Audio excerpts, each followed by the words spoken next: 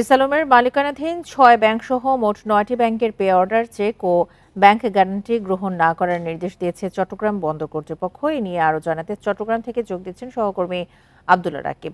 আব্দুল্লাহ রাকিব, এই সিদ্ধান্ত নেওয়ার পরে চট্টগ্রাম বন্দরের কার্যক্রমে কি ধরনের প্রভাব পড়তে দেখেছেন? প্রিয় নম্বর সেট করে বিকাশে সেন্ড মানি করুন ফ্রি।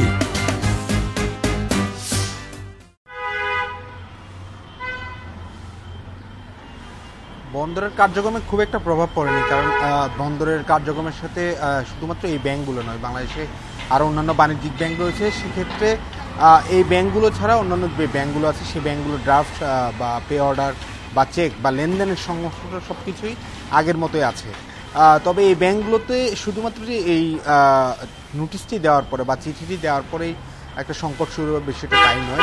আমরা দেখেছি ৫ই আগস্টের আগ থেকেই এই ব্যাংকগুলো তারল্য সংকটে ভুগছে।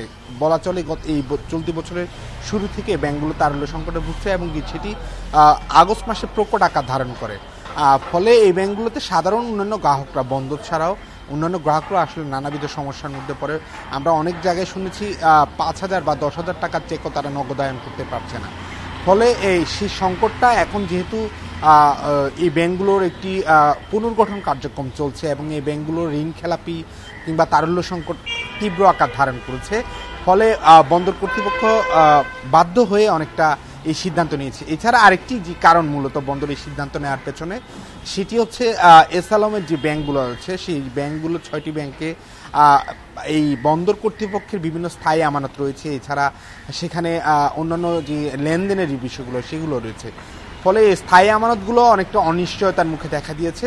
তবে ব্যাংক খাতের সাথে সংশ্লিষ্টরা বা অর্থনীতিবিদরা বলছেন যে ব্যাংকের টাকা সেটি আসলে গচ্ছিত থাকবে এবং সেটি সুরক্ষিতই থাকবে। তবে সেটি প্রাপ্তি নিয়ে, অর্থাৎ যথাসময়ে বন্দর কর্তৃপক্ষ তাদের যে উন্নয়ন কার্যক্রমগুলো আছে, তাদের যে লেনদেনের যে বিষয়গুলো আছে সেগুলোর ক্ষেত্রে এই টাকাগুলো সহসাই তুলতে পারছে না, এটি একটি নিশ্চিত। তবে প্রশ্ন হচ্ছে যে বন্দর যে ব্যাংকগুলোতে তার স্থায়ী আমানত রেখেছে বা এখন যে তারা নির্দেশনা দিয়েছে ৯টি ব্যাংকের সাথে লেনদেন করা যাবে না, প্রশ্ন উঠছে যারা বন্দর সংশ্লিষ্ট বা বন্দর ব্যবহারকারীরা, দেশে এই ব্যাংকগুলো ছাড়া অন্যান্য ভালো ভালো ব্যাংক রয়েছে, বাণিজ্যিক ব্যাংক যাদের সুনাম রয়েছে বাজারে এবং তারল্য সংকট একেবারেই নেই।